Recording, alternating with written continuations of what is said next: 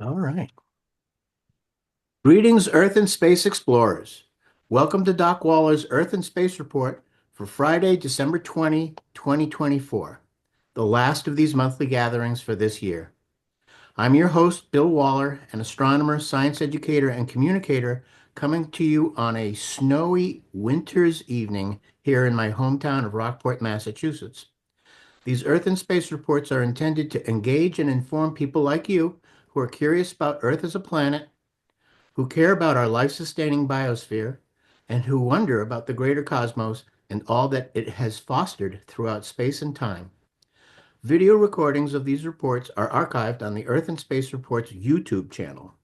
They are also in regular rotation on the 1623 Studios Community Access Cable Television channel. I'm grateful for the continuing interest and support shown by Rockport educators and students, Cape Ann cultural colleagues, cohorts of the Gloucester Area Astronomy Club, sundry Earth and space scientists, educators, and communicators, far-flung friends, family, and other curious folk. Thank you for your active participation and encouragements. This evening, we will explore extrasolar planetary systems and how to find them. Our guide is John Gianforte, an extension professor of astronomy and space science education at the University of New Hampshire. Besides teaching astronomy-related courses at UNH and the University of Southern New Hampshire, John is director of the UNH Observatory in Durham, where public observing sessions are offered on the first and third Saturday nights of each month. You can see some of John's research and outreach activities on the UNH Observatory website and Facebook page, as well as his personal website, theskyguy.org. John's research focus involves the observation and analysis of exoplanets based on their orbital transits in front of their host stars. This evening, he will introduce us to this fascinating topic and how we can get involved ourselves as extrasolar planet finders. So let's get going. The Zoom platform is all yours, John. Thank you, Bill. I just wanted to clarify that I don't teach for the University of Southern New Hampshire. I teach for the University System of New Hampshire, which includes UNH and what used to be called Granite State College. Thank you. So, The S was I thought yeah, was yeah. So the University System of New Hampshire encompasses what used to be the Granite State College, Keene State, Plymouth State University, and the University of New Hampshire in Durham. So it's kind of a group of different colleges in different parts of the state. So I started teaching in 2002 for what used to be called the College for Lifelong Learning, which morphed into the Granite State College, which now has been absorbed into the university system. So one big happy family. Yeah, sounds good. So since I some of you I know and have seen before, but most of you I don't know, and I don't know what extent you participate in astronomy, what equipment you have, what you spend most of your time doing in astronomy. So I picked this topic because I last fall I gave a talk similar to this to the New Hampshire Astronomical Society, and they seemed to like it, and I figured I would try it. I've added a few slides. I've made a few more mistakes and added those to the presentation just to share what the trials and tribulations of trying to do stuff like this. So I don't know how involved with astronomy you are, and if I say something that you don't understand or doesn't make any sense, I would rather you stop me and ask a question rather than wait until the end, because I always have a lot more material than I have time to talk about. And that's on purpose because you never want to run out of material in front of your group that you're talking to. So I make sure that never happens. So I don't care how far I get, and it all depends on what your interests are. And so I'd much rather make sure you don't leave with questions that you don't ask, instead of me rushing through all the slides and say, well, that's all the time we have. Bye bye. Mhm. So just stop me if I say something confusing or you want to know more. You And will that, have to unmute gallery folks yeah, when you want to ask the question. okay. So let me get going here, see how this all shakes out. I'm at, let's see. I don't know what you can see. Perfect. Is that okay? Yes. Okay. All right. All right. So I already told you this.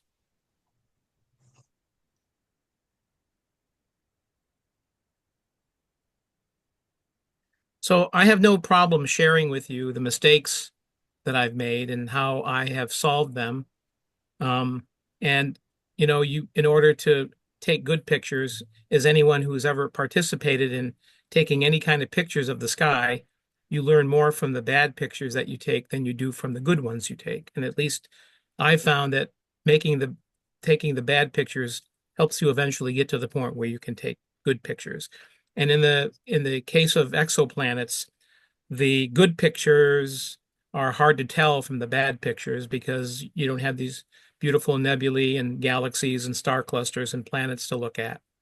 So it's a little bit more subtle, but kind of the fun is in the chase, I think, when you're working with exoplanets, and I'll talk more about that as I go along. Um, So this is a slide that I share, and whenever I talk to students or the general public about exoplanets, I always have to change this slide because, in fact, I have to change the slide the day of the presentation because these numbers are always going up. So this is the number of confirmed exoplanets that we have, and in the number of different solar systems we have. And then out of those, there's like more than 1,000 of them, these solar systems that have been found to have more than one planet.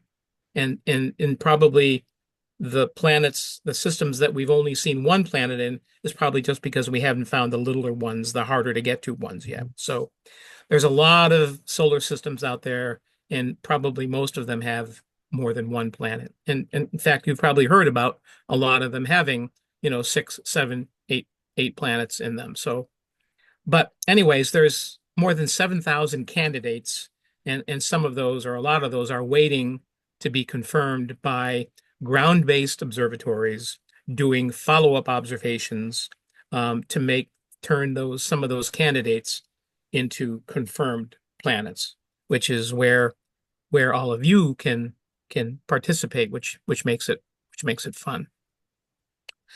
So let me just ask a question. I'll ask a rhetorical question, but maybe you could put it in the chat. How many of you are familiar with the field of exoplanets? In other words, you understand the various techniques. Because if you do, I can probably go through some of the early slides, the general slides more quickly. So maybe you could just give a hand here, or just raise a hand, and I can see how many of you know about the field of exoplanets. Okay, so a few of you do. A few of you, excuse me, a few of you do, a few of you do not. Okay, so I'll go through all of these slides. Okay, so these are some of the most successful methods that we use to detect exoplanets. The astrometry method, the radial velocity method, that's sometimes called the wobble method for obvious reasons. The planetary transit method is what I'm going to spend most of my time on because that's the method that amateur equipment can be used to detect and confirm that a planet is actually there. The direct observation method, which means actually imaging the star and actually seeing the planets, even if they're just 1 or 2 pixels, you can actually see the planets, which that's becoming much, much more successful in actually seeing the planets orbiting their parent star, which is exciting. And then the gravitational lensing method, which is another method that allows us to detect planets orbiting stars that are at great distances from from our own solar system. So those are I'm going to focus on two of them, the radial velocity technique and the planetary transit technique. And these two methods have detected more exoplanets than all the other methods combined. So it's been a very successful method. And like I'm saying in the slide, who knows, maybe, one of these familiar planets is an exoplanet to, somebody else living on a planet orbiting a star and say, hey, that yellow star over there, has at least one planet, maybe two orbiting it.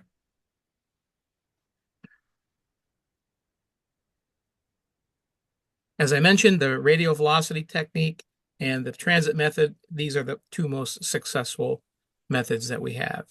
The radial velocity method, again, sometimes called the wobble method, relates to it utilizes the gravitational influence of a planet on its parent star. And if you realize that, stars have a lot of mass, therefore they have strong gravitational fields, and that's why the planets orbit the stars. And they have much, much more mass than planets do, but the mass of the planets isn't zero, even comparing the mass to very massive stars.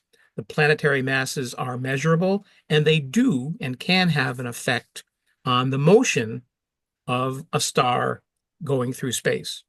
And that's what the radial velocity method relies on. But before we start talking about that, we have to talk a little bit about spectroscopy, which is a really, really important tool for astronomy. And it's almost spectroscopes and spectrographs are almost as important as telescopes are to astrophysicists trying to learn the nitty-gritty details of stars and planets and galaxies. So this is a picture of a photograph of a spectrum in the visible light portion of the spectrum. There's lots of different kinds of electromagnetic energy, from gamma rays all the way down to the very low energy, long wavelength, low frequency radio waves. The visible light portion of the spectrum is a very, very narrow window, kind of in the middle, not quite in the middle, but in the middle of this huge electromagnetic energy spectrum. And the visible light spectrum is the kind of radiation that we can see with our eyes and what our optical telescopes are sensitive to. And you might remember from any astronomy courses that you took that astronomers classify stars by their surface temperature, because the surface temperature of stars, or basically the color of a star, the temperature of a star dictates what the spectrum of a star will look like. And this is a picture of an absorption spectrum of the different kinds of stars, from the O-type stars, the really, really hot, massive, rare, not very many O-type stars out there, to the very, very common M-class stars, or red dwarfs, if you probably know them by that name. And there's by far most stars are in this very low mass, low luminosity, red dwarf or M-class star classification. So there's a lot more of those kinds of stars than there are any other kind of stars. And again, you'll notice that the spectrum, the patterns of dark absorption lines in these types of stars from O to M are very different. And that's how the stars are classified. Okay. Question. Yes, go ahead. Where would the sun fit in terms of this The sun is classification of stars? a G-type star. Okay, thank you. So the sun has a surface temperature of just a little under 6,000 Kelvin. So it makes it a G2 classification star, which are pretty common, but there are far more M-class stars. So I want to make sure you understand that. So every chemical element, every molecule, every compound has a wavelength where it either absorbs or emits radiation. And on this particular slide, you can see that some of those chemical elements are marked, like the top one, the O-type star. There's two absorption lines for helium. There's one for the B-type star. There's helium, there's carbon. So every chemical element there is will absorb radiation at the same wavelength.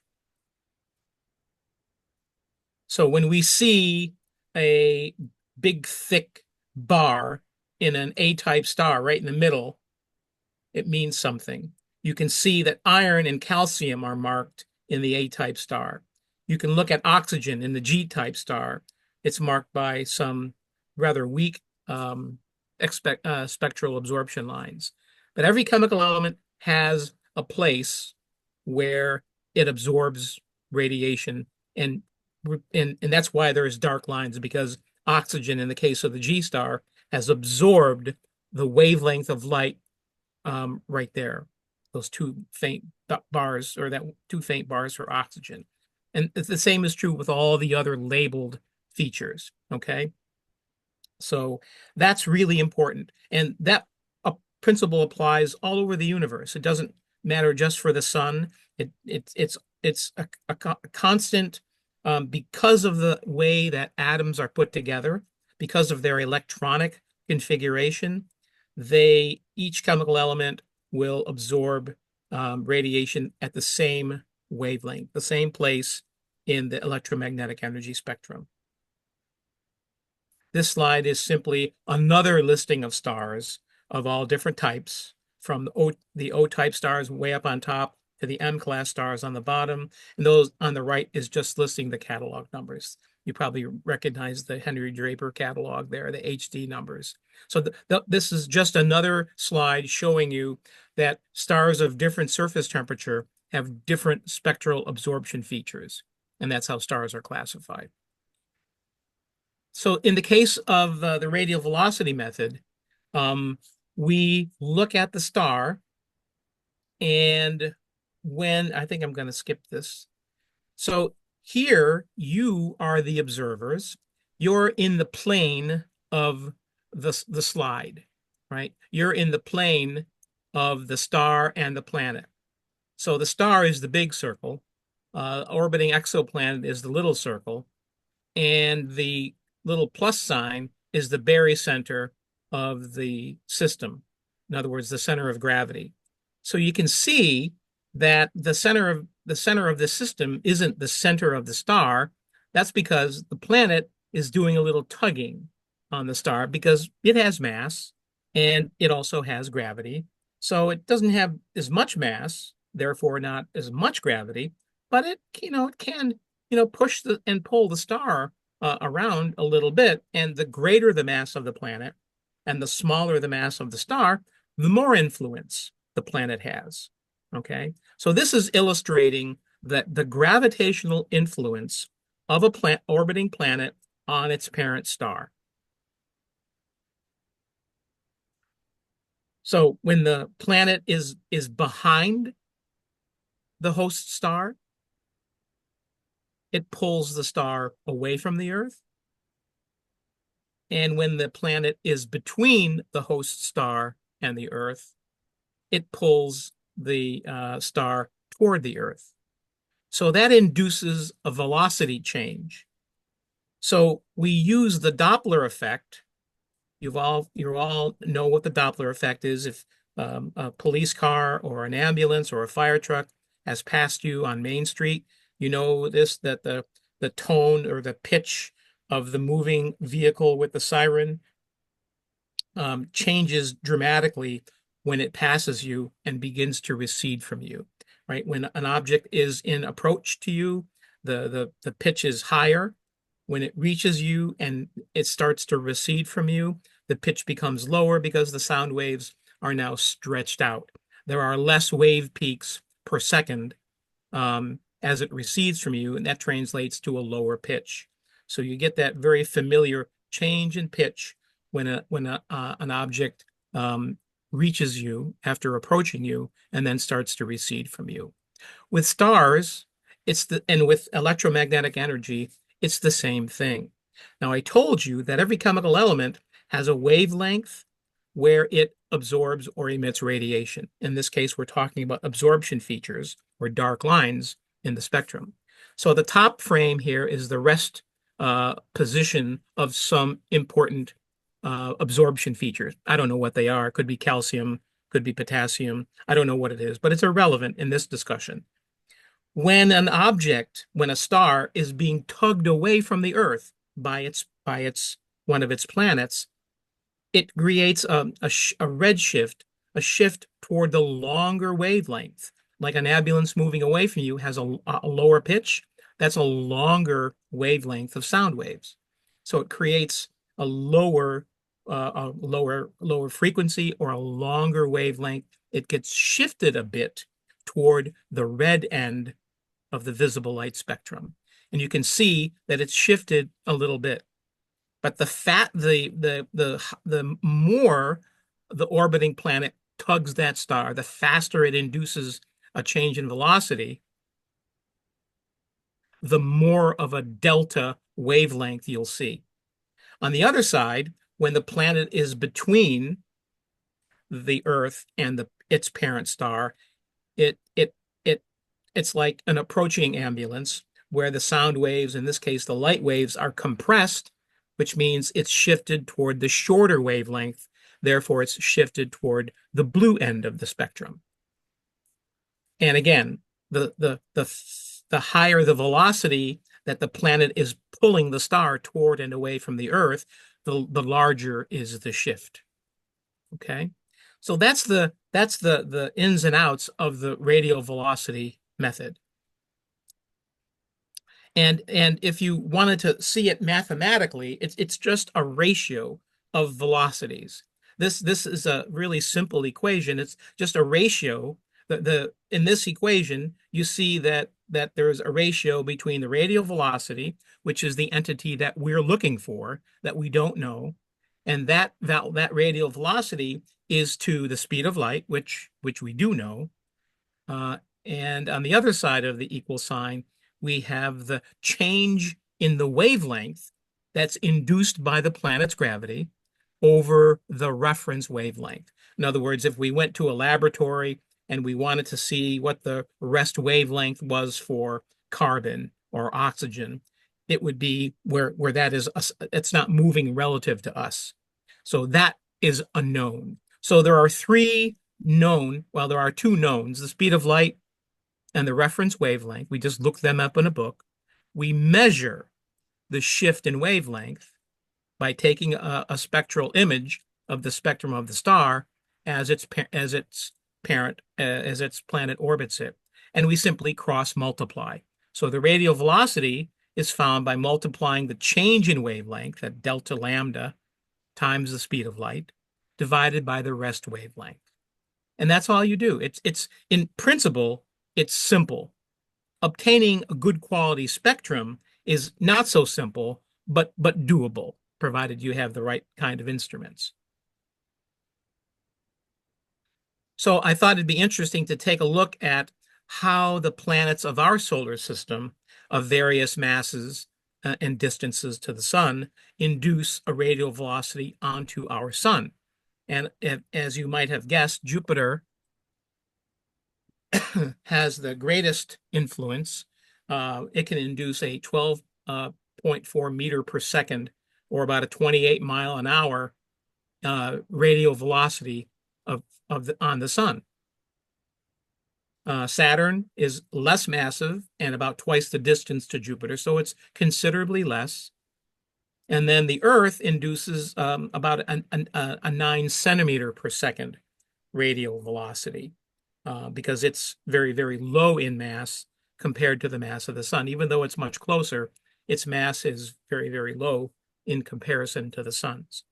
So using this technique, our limit of detection is about 0.3 meters per second. Any radial velocity lower than about that, we can't detect. But that limit is coming down as our technology and as our computer algorithms and simulations get better and better. And a few years ago, that was a meter per second. Now it's only a third of a meter per second. So we're getting better at detecting smaller, less massive planets at greater distances. All right. So this is what a colleague at the McDonald Observatory down in Fort Davis shared with me. they do a lot of radial velocity work with the telescopes they have on Mount Locke, and the University of Texas at Austin runs this observatory in far west Texas. And this is a picture of the telescope they use. Actually, there's 3 different telescopes there, and a lot of them are used for spectroscopy and exoplanet work. So this is a plot. This is a star 55 Cancri. It's a 6th magnitude star in the constellation of Cancer. Every black dot on the screen is a measurement of the radial velocity of the star. And you can see that there is a cyclical pattern. It has some negative velocities and some positive velocities, which is exactly what you would expect for a planet orbiting a star and hugging on that planet, depending on where it is in its orbit around the star. So that was the first method used to detect exoplanets. And up until around 2009, it had detected more exoplanets than any of the other methods at all. It was very successful.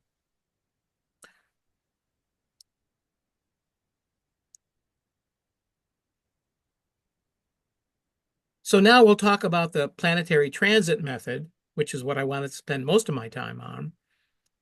When the planet crosses the disk of its star, the star's light output drops. It dims because the planet's in the way.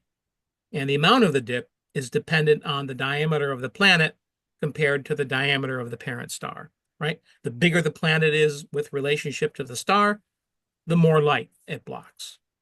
And that's pretty simple. You can easily imagine that.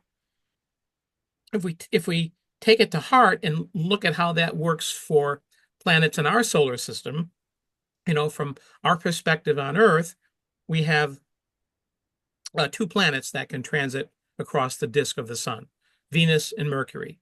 And I'm sure most of you have seen transits of one or both of these planets. They don't happen very often, and they're fun to watch.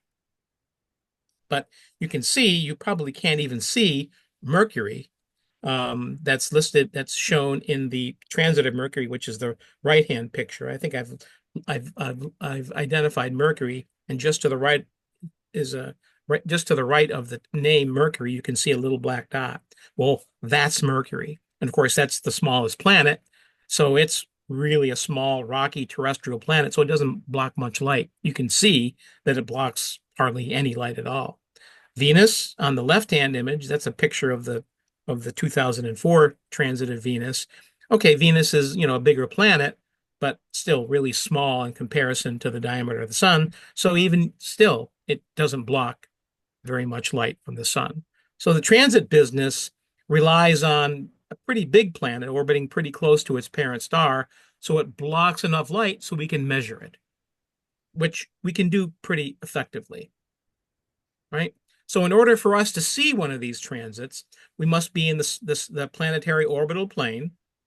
The planet must be relatively close to the star, and the planet must be relatively large compared to the star.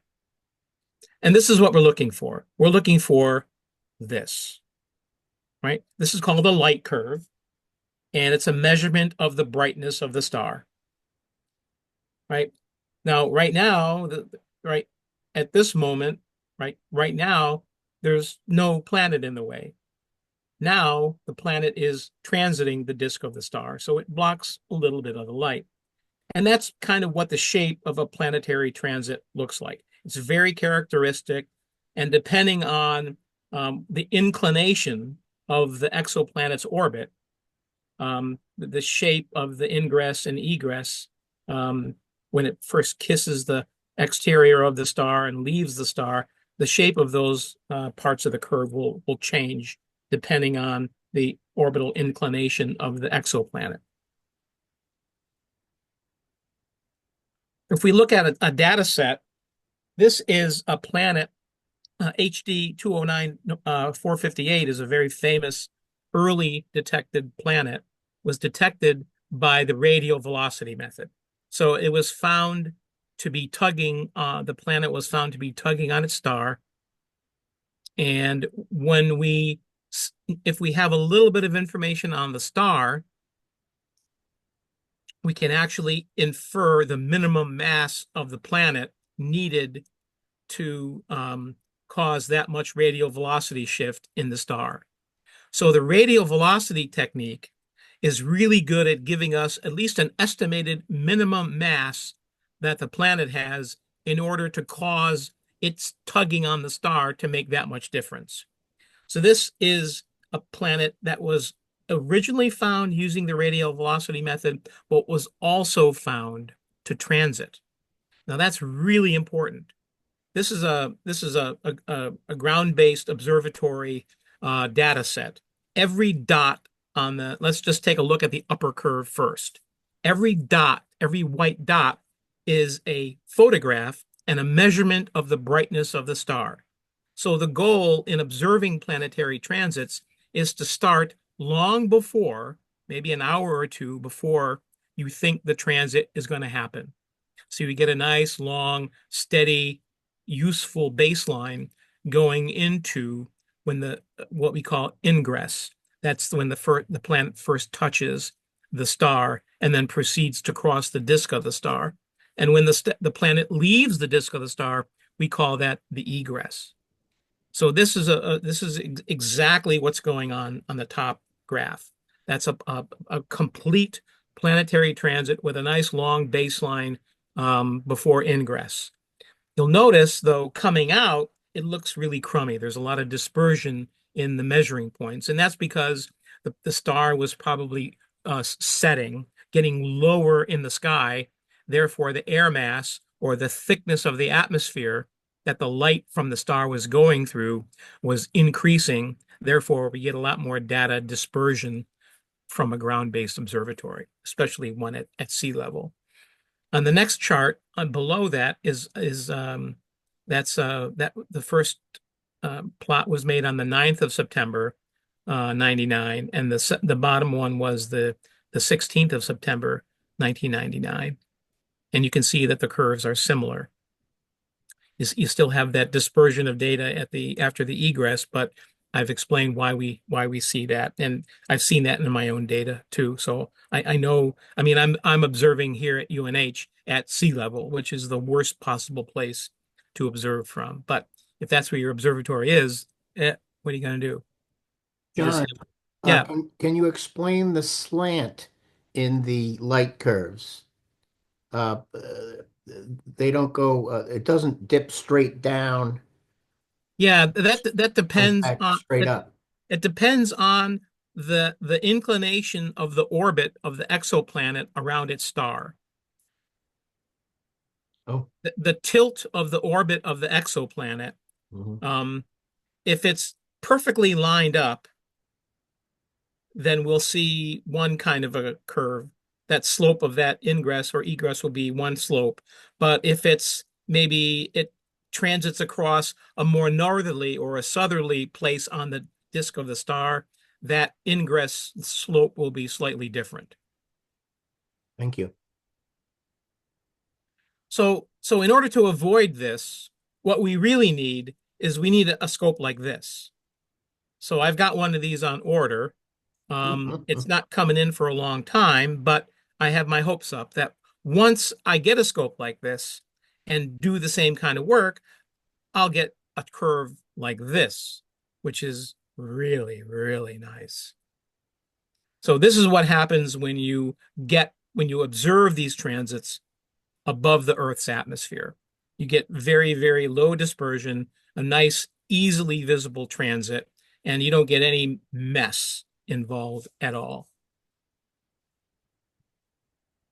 So, because this planet was found using the radial velocity method and a minimum mass for the planet could be found, and the transit observation by how much light of the star gets blocked by the planet, we can calculate its diameter. So if you have a planet's size you can calculate its volume. If you have its mass and you have its volume, you can calculate the planet's density, which is key, right? We all want to find planets that we can walk around on, right? If you're interested in exoplanets, if you want to answer the question, are we alone? Is there life anywhere else?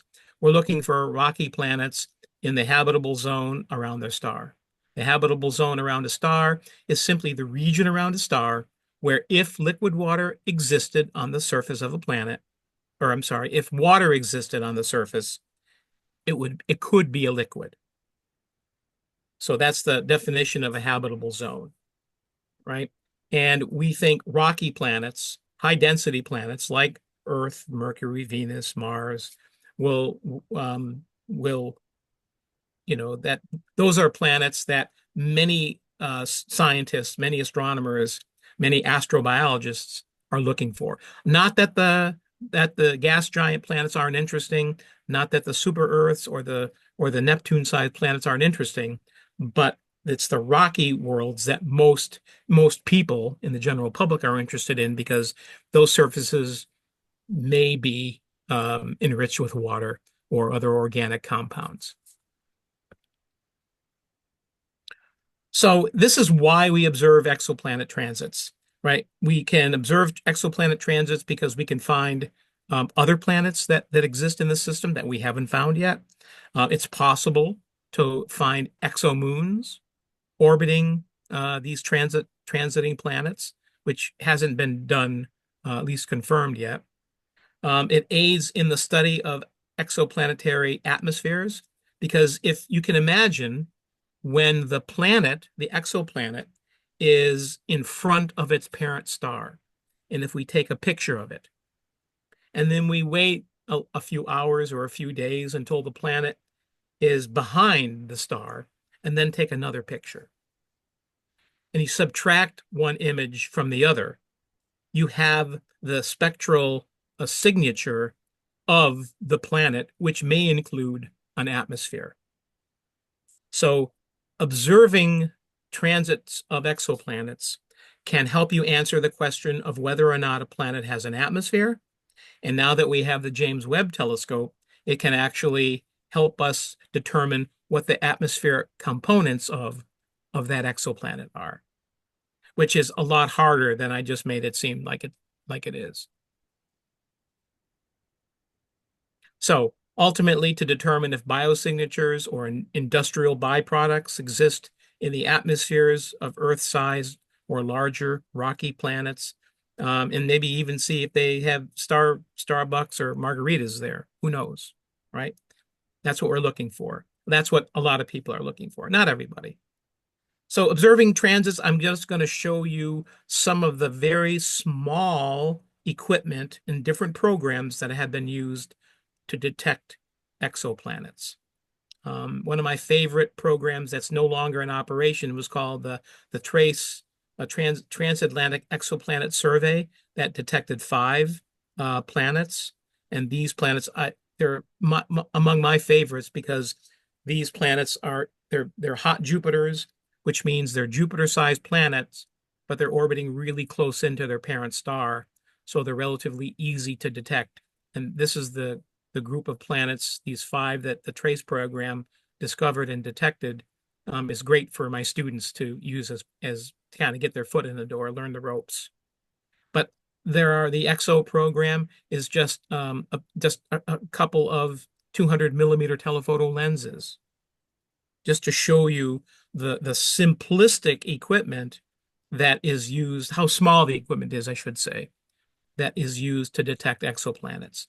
So even if you have something like an 8-inch telescope or a 10-inch telescope, you can actually, there are certain exoplanetary systems that you could actually detect their orbiting planets.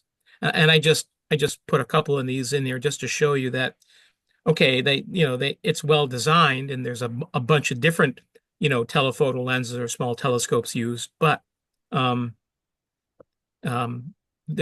not very big in aperture. So these are the 3 observatories that my research utilizes. My observatory is on the upper left. The UNH observatory is on the lower right. And I also use the Minerva Australis telescope array that's that's located on Mount Kent in Queensland, Australia. So I have visibility of um, both hemispheres. Here's pictures of the UNH observatory on the upper left, my observatory on the upper right, and one of the Minerva Australis telescope observatories on the bottom. So the telescopes won't look very much different from the scopes that you might have at home. All right, so I'm gonna stop right now, and I'm gonna look at you and see if you're still awake, and to see if you have any questions. I have a question from David Tower, actually. Um, Everybody feel free to unmute. And that was using the radial velocity method. And how well can JWST do radial velocity work? In other words, how good is its resolution for Well, doing that work? The James Webb Telescope has a lot more aperture than the Hubble does, but to my knowledge, since it's an infrared, its biggest advantage is in the infrared part of the spectrum. It's not going to be used for radial velocity studies as much, but it's going to be used for the transit method, because the spectroscopic equipment on James Webb is really the only instrument that we have that can actually start to identify atmospheric components of transiting exoplanets. So that's where its forte is, not so much in the radial velocity um, world. I've not seen any radial velocity data coming out of James Webb yet, because it's an infrared telescope. But And I'll add to that as well, because observing time is so limited on the James Webb.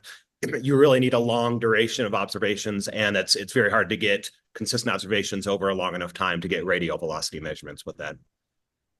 yeah, that's another point.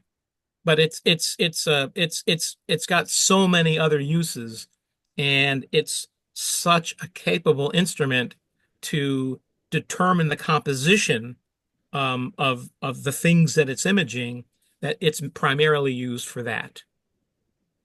But that was a good question, and thanks, Tony. The Webb's promise for the transit method where they detect atmospheres turns out to be complicated. The anticipated spectral signatures of atmospheres around rocky planets, um, they're hardly there.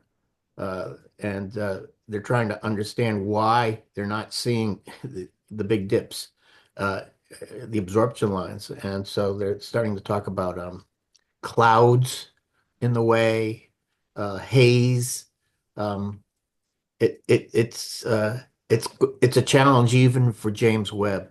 Yeah, it It's is. just incredible. Yeah, it's a big challenge even for James Webb, but it has successfully identified atmospheric components in several planets. You Mhm. probably heard of the planetary system that was discovered, I think, in February of 2018, the TRAPPIST-1 system, Mhm. where there are seven planets, seven rocky planets orbiting really close into this M-type red dwarf star, and all seven planets are orbiting within the orbit of Mercury in our solar system. Mhm. So it's really a highly compressed planetary system where three of the planets in the TRAPPIST-1 system are in the habitable zone. And what Bill is talking about is that the James Webb Space Telescope has tried to measure spectroscopically whether these planets have atmospheres or not. And it's had trouble doing that because it's really hard, because these are really small planets and the measurements are difficult to make. Mhm. But I just read an article yesterday that I think that scientists are warming up to the idea that the TRAPPIST-1b, which is the first planet to be discovered in that system, could possibly have an atmosphere. And they're starting to try to figure out what kind of atmospheric gases it might have. So it's really, you're right, it's really, really a difficult measurement to make, even as capable as James Webb is. Yeah. Stay tuned. So I see there's a lot of chats. So I'm going to go down to the chats and see if I can see if there's any question. Yeah, it's a Is good there bunch of chats. is there a particular spectral type star you guys look around for planets? Well, so there's problems with every kind of type of star. So there used to be a big debate. So we seem to find more planets around F, G, K, and M stars. That's a little bit warmer than the sun. Not too many planets around the really hot stars. Maybe I don't know if there's any around any O-type stars, but few around the A and B. I think there are a couple, but not many. There are lots around F class, G class, K, and then M. Lots around M. Now,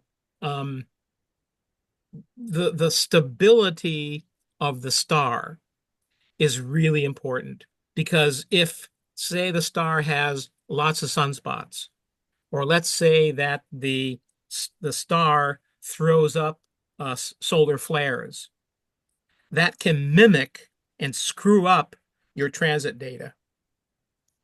And that's a huge problem that makes estimating the nitty-gritty details of these planets that we're trying to detect, it makes those observations really hard. So I've had to learn a lot about stellar evolution and how stars behave so that I can interpret the data from exoplanet, either space-based or ground-based transit data, because the star's level of activity, solar flares, sunspots, coronal mass ejections, can affect the quality of your data. And you can see it. You can see that the quality of the observations depend on a stable, nice quiescent star. And unfortunately, 74% of the stars in the galaxy are the M-class red dwarf stars. So there's a whole bunch of them. But we know now that these stable, relatively low mass stars they misbehave a lot. They're constantly throwing temper tantrums. They're ripe with solar activity. And that makes observing those and any planets that may exist around those stars really, really difficult. And it's unfortunate because most of the stars are these M-class red dwarf stars. So it does. And we continue to look around red dwarf stars because simply there's so many of them. And because red dwarf stars, M-class stars, they lead such long lives on the main sequence. That is, they fuse hydrogen into helium for incredibly long periods of time, which gives them a long period of time, if there's planets orbiting them, for life to arise and develop and evolve, rather than, an A or a B class star that maybe have 3 times, 5 times, 10 times the mass of the sun. They may have a main sequence lifetime of, 3 million years, which sounds like a lot, but compared to the sun's 10 billion years of stability, more or less, that's probably not long enough for life as we understand it to evolve and develop, as far as we know. But what do we know? We only know So life. far. Yeah. So, but it seems like the little low mass stars, because there's so many of them and they live such long, stable lives, it would be a good place to look for life. But there's the issue of stellar variability, which, if you're on the if you're a rocky planet orbiting close into an M-class star, chances are you're tidally locked, which means you're making an orbit around the star at the same period of time the planet orbits the star, like the moon is gravitationally locked with the Earth. So we only see one side of it. If you're making an orbit around your parent star, even if it's much cooler than the sun, and your side of the planet is locked against that star, and you're making an orbit in 4 days, you're hot all the time. And so what does that do to, the evolution of life? Does that make it impossible? Does life get used to it? We obviously we don't know. But it does, the activity level in and around a star does make it difficult, and no matter what kind of star you're dealing with. But we still like our M-class stars, but we also were looking really, if anything, from F to M-class stars we're looking at. I saw a wall chart that showed all the planets circling all the stars that they've been able to observe, and it was like a quilt. I mean, it was just an amazing pattern of multiple planetary circles around so many different types of stars. Yeah, there. If you have an interest and you want to see something really neat, Google. Not during my talk, but if you want to Google the Kepler Orrery, it's an animation Orrery. orrery. Orrery. Orrery. You'll Okay. look. It's an animation made of a whole bunch of stars that have planets orbiting them, showing the planets that we know that those stars have. Orbiting them in an animation. It's kind of fun to watch. Tony Thank put it you. up on the chat. Yeah. Yeah. There's several versions of it, and all the good ones are done by one researcher who was a Cool. part of This is the a Kepler. different image here. Yeah. Excellent. All Thank right. you. So We should be coming to close. If there aren't any other questions, I have a loaded question. okay. I do have a brief question. Oh, Michael, please go ahead. I noticed a word on one of your slides. It was NEF AF. What does this word mean, and what should it mean to us? What slide was that? Oh, about 3 or 4 slides from the end. Oh, really? Yeah, NEFA. everyone. I think it was one of the slides of the UNH. Oh, why are you asking me that question? Are you really Just want me wondering to? if there's any plans yet. Well, see, now you derailed me, Michael. So NEFAF stands for the New England Fall Astronomy Festival, and that's where that picture of the UNH dome came from. And we had a festival this year back in October 4th and 5th, and our next we have it every other year now because we tend to wear out planning committee members by doing the festival. So our next NEFAF, New England Fall Astronomy Festival, will take place in the fall of 2026.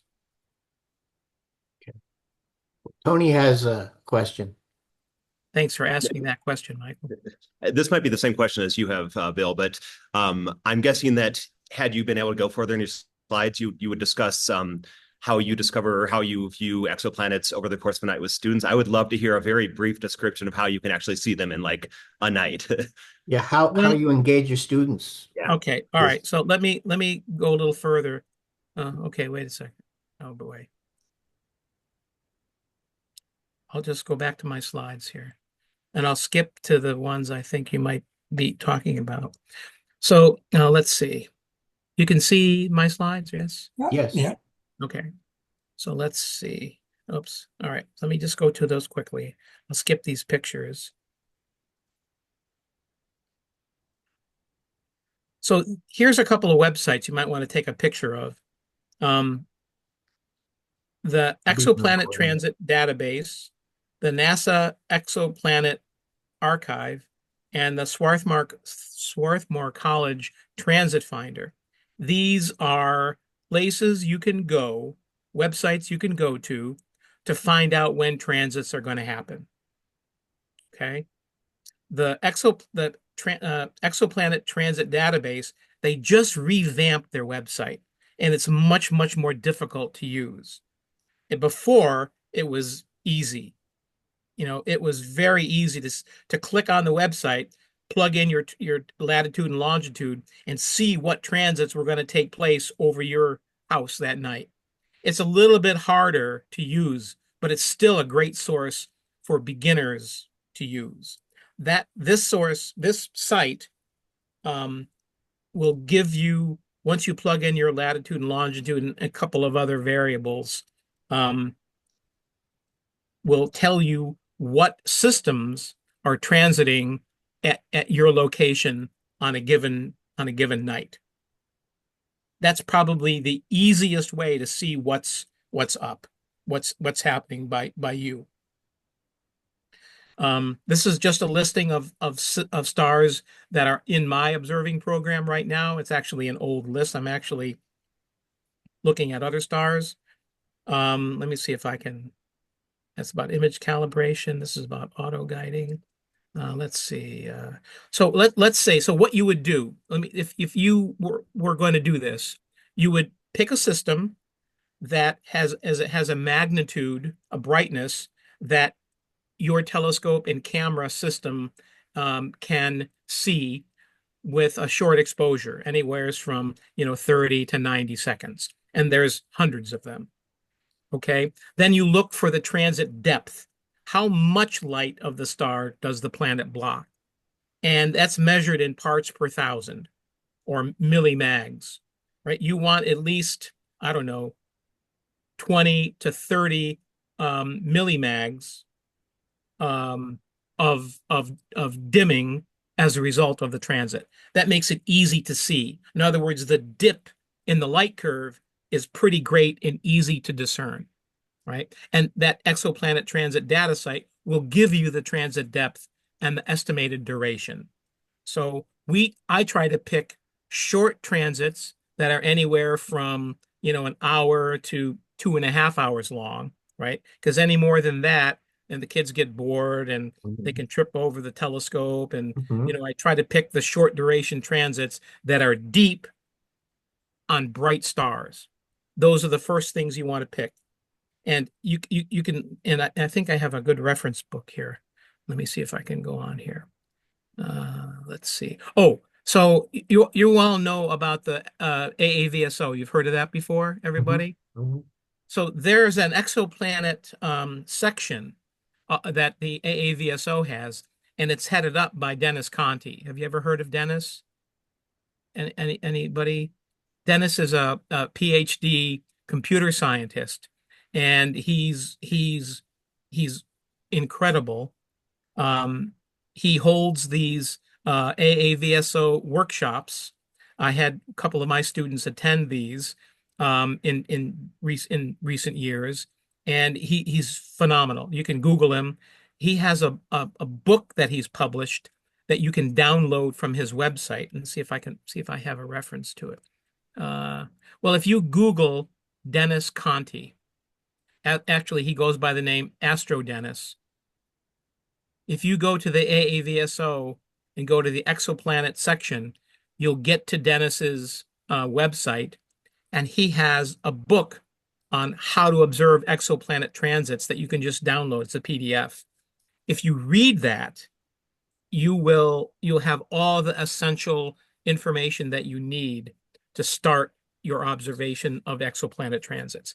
And he has a complete set of images that you can download and practice on. So I highly recommend getting in cahoots with AAVSO and Dennis, because he's a great teacher. He's fantastic. If my students email him after watching his YouTube videos, Dennis will email them right back and help them with their analysis of their image information. Let's see what else. So here's just a couple of, this is what you can expect from small telescopes observing transits of exoplanets. You can clearly see the transit.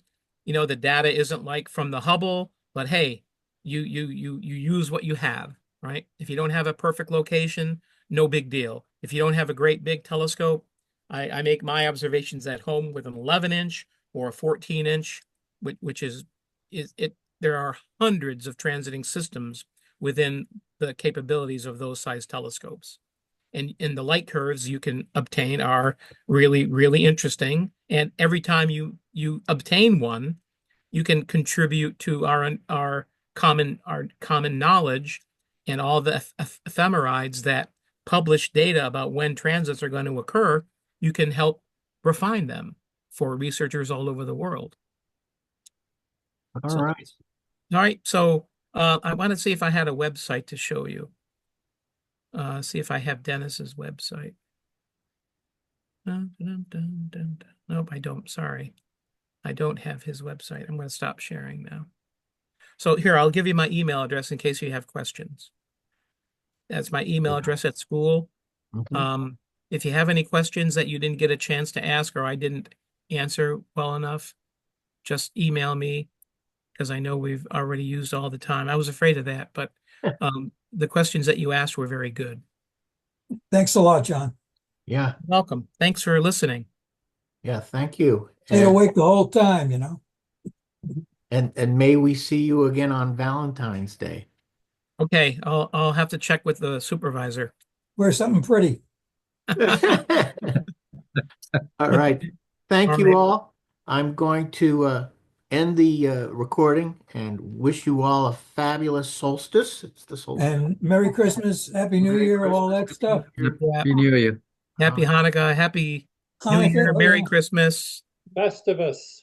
Peace. Festivus. For the rest of Yeah, us. I like that. All right. Thank you all. Take care, Thanks so everyone. much, John. You're welcome. Thank you. Bye-bye. Bye-bye.